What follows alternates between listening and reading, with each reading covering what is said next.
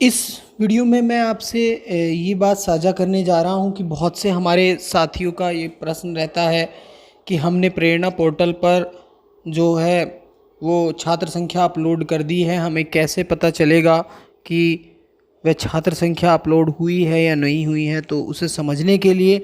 क्या कंडीशंस हैं जिससे हमें पता चलता है कि हमारी छात्र संख्या अपलोड हो गई है। तो ये तो आपको पता ही है कि लॉगिन के लिए अब जब हम लॉगिन कर रहे हैं तो यहाँ से डीबीटी की जगह यहाँ आप देखोगे कि स्टूडेंट इनरोलमेंट के ऑप्शन हम सेलेक्ट करते हैं, वेरीफाई करते हैं, तो सारा आपको पता ही है।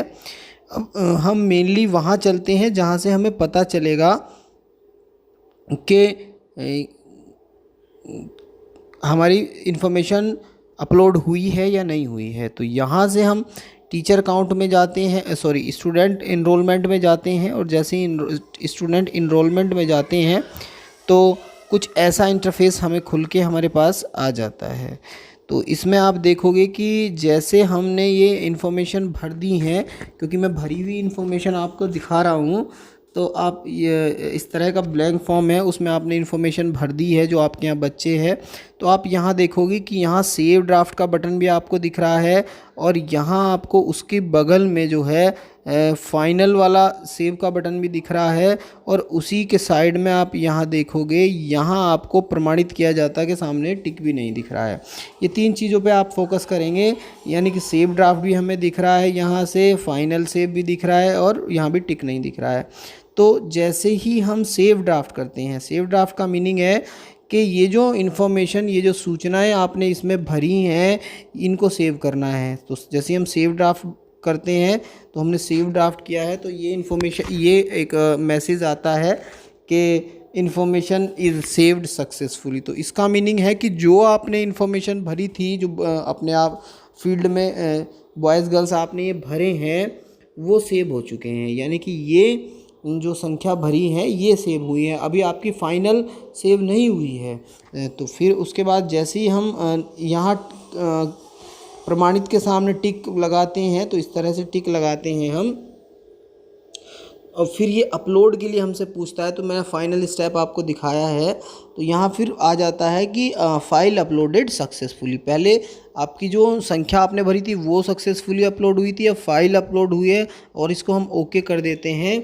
और फिर हम यहाँ से देखते हैं कि यहाँ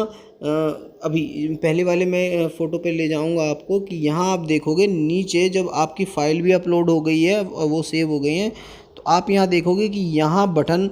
सेव ड्राफ्ट का नहीं है, यहाँ जो बटन आपको दिख रहा है फाइनल सेव का दिख रहा है। ठीक है, अब उसके बाद जैसे ही मैं इसको ओके करता हूँ, तो यहाँ से आप देखोगे कि फाइनल जो ड्राफ्ट का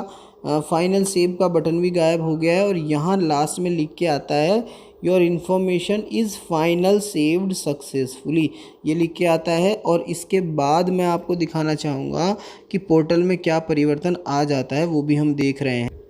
तो जब हमारी इन्फॉर्मेशन फाइनली सेव्ड हो गई हैं, तो हम नीचे देखेंगे कि यहाँ जो दोनों बटन थे, यानी कि सेव ड्राफ्ट और फाइनल सेव, ये दोनों बटन गायब हो जाते हैं। तो आपने यहाँ से समझा है कि जब आपकी छात्र संख्या प्रेरणा पोर्टल पर अपलोड हो गई है, तो यही आपको सबसे पहले जो